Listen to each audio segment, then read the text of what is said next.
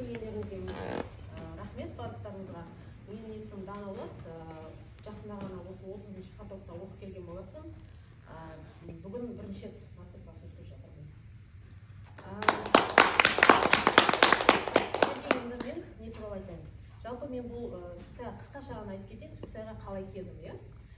Негізі мен өзім мамандығым бойынша заңгермін. Акиматта істеген, банкта істеген, юрист болып. Бірақ мен 33 жастан кейін жаңағыдай уже бұл службада істегім келмеді. Өз-өзімді іздедім.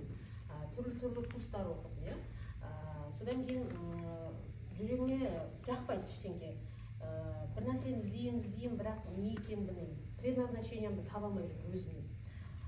Сөйтіп осы сутсай ғылымына келдім. Мен негізі желілік бизнесте істеп жүрдім.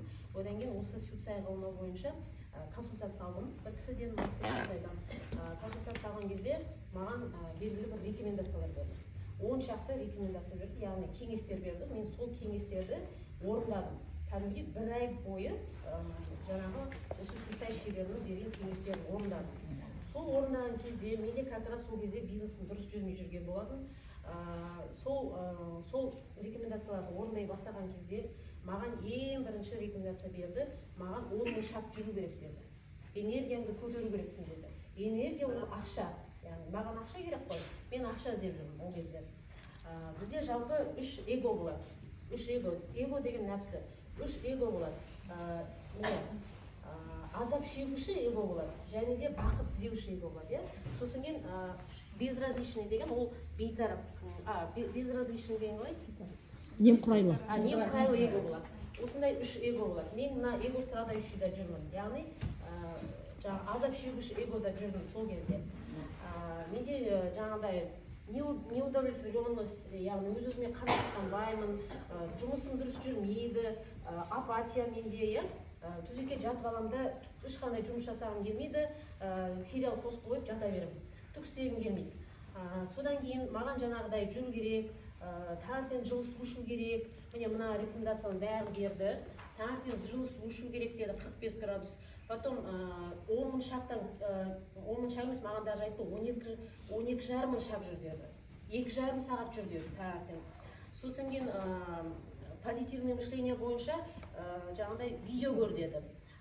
Оны да көрдім, аффирмация көрдім таңертең тұрып алып. Одан кейін баняға бар деді, баняға да бардым. Солевой ваннаға түседі, оған да түстім, барлығын істедім. И менде қандай результат болды? Менде инстаграмда 50-ақ подписчик. Енді мен жүріп бастаған кезде менің салып жатқан видеолардың барлығы ретке кетті. Яғни просмотрлары 100 000 просмотр, бәлембай просмотр болды. И жаңағы инстаграмға күнде адамдар жиналады. Қосқасам болды 100 адам қосылады, қосқасам болды 200 адам қосылады. Солай менің энергиям көтерілді. Яғни бұл рекомендациялар арқылы энергия көтерілді менде. Энергия көтерілген кезде уже энергия тен ол ақша. Энергия тен ақша. Сол кезде менің бизнесім жүріп бастады. Жаңағыдай мен уже ешкімді іздемеймін. Сетевой бизнесте білесіздер, бізге жаңағы потребительдер керек. Сондықтан мен ешкімді іздемеймін, уже мені іздей бастады адамдар. Мені іздей бастады, таң атпай 8-ден бастап маған звондайды кісілер, маған анауындай бап керек, маған мынандай кішкене керек деп. Сөйтіп маған сутсай ғылымы өте жақсы көмектесті. Содан кейін мен уже білдім, мынандай энергияны көтеру керек екен ғой деген сияқты. Енді мен ол кезде мына азап шегуші эгода жүрдім. Мен азап шегемін, жаңағыдай, честно, мен үшін адал емес нәрселер болған кезде мен азап шегемін. Яғни мен 4-пін, мен саны 4, яғни 13 күні туғанмын, бірге 3-ті қоссаңыздар 4 қой, мен саны 4. 4-тер вечно неудовлетворенный, яғни қанағатсыз оларда. Вечно оларға барлығы жақсы болса да, оларға барлығы качество жақсы емес. Бір нәрсеге көңіл толмайды. Мен де сөйтіп жүрдім. Яғни мен сол кезде маған еще мынандай рекомендация берді. Яғни сен ешкімді осуждать етпе деді. Яғни біреуді біз кінәлаймыз ғой. Мысалға мен өспей жатсам, мен спонсорымды кінәлаймын, маған көмектеспеді, маған адам бермеді деген сияқты. Сондайдан кету керексің деді. И мен все дедім, ешкімді кінәламаймын, барлық нәрсеге өзім кінәлімін, значит, деп барлық кінәні өзіме еттім. Сосын ешкімді кінәламай, осуждениеден кеттім. Потом ештеңке күтпе деді, жаңағыдай, даже өзінің командадағы қыздардан да күтпе деді. ештеңкені аны жасамай жатыр, мынау жасамай жатыр деп біз күтеміз ғой. Мысалы бір задание береміз де оны жасаса екен деп ойлаймыз. А олар жасамаса біз тағы да көңіліміз түсіп қалады. Ой, мен бағана айттым ғой жаса деп адамша, неге жасамаған деп біз жынданамыз, солай соның бәрінен кеттім. Яғни мен олардан ештеңке күтпеймін деп шештім, және де ешкімді жаңағыдай осуждать етпеймін дедім, болды. Сөйтіп бір ай жүрдім, бір айдағы результатым қазір ол Instagram парақшада 7 мың подписчик. Живой, ешқандай реклама, таргет, ешқандай нәрсе жасалынған жоқ. Живой подписчиктер. И ол кезде мен еще бизнесім да өсті, командам да өсті, званиям да өсті.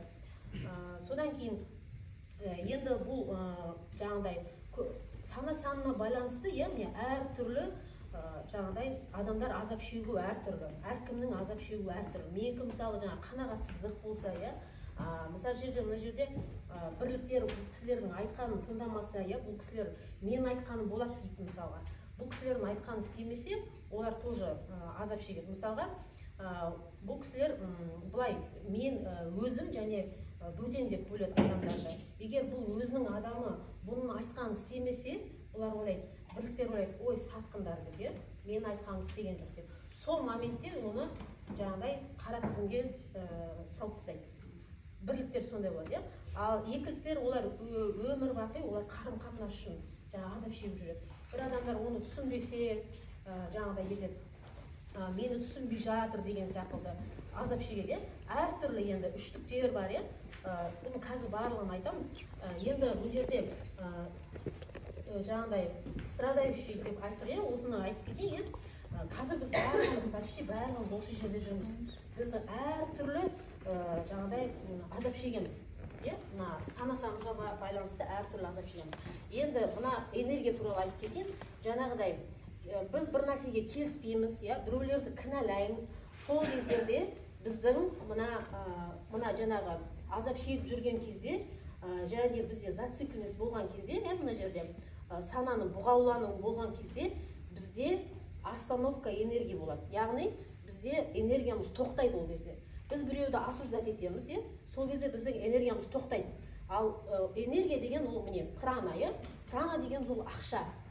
Сондықтан да міне көрдіңіз бе, біз протестуем, яғни біз қарсы шығамыз, біз претензия қоямыз, біз жаңағыдай дәлелдегіміз келеді, күресіп кетеміз, неге сен сөйткенде сөйттің, неге бүйткенде бүйттің деп. Мысалға, одан кейін біз күтеміз біреуден бір нәрсені, как будто бізге бір жақсылық жасау керек сияқты, обязан сияқты. Одан кейін өзімшілдікке жаңағыдай келеміз, одан кейін қызғаныш, одан кейін барып уже ештеңке істегіміз келмейді. Соның барлығы мына жерде неге әкеледі? Немқұрайлыққа келеді.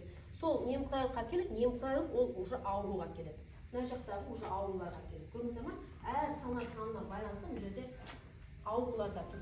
Оның барлығы жалпы аурудың барлығы нервадан. Бұл нервадан. Біздің эмоцияға берілгенімізден, әртүрлі мына жерде артында қалып қойды.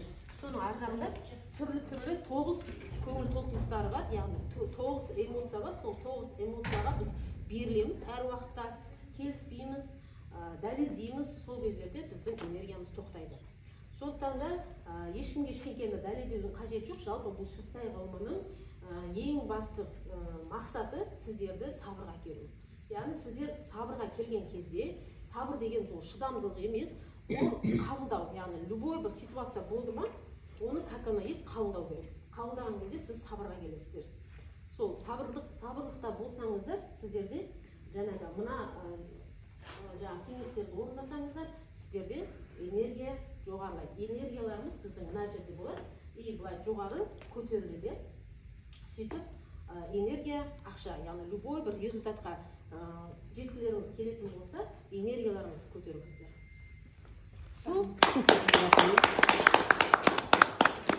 Рұқсат болса,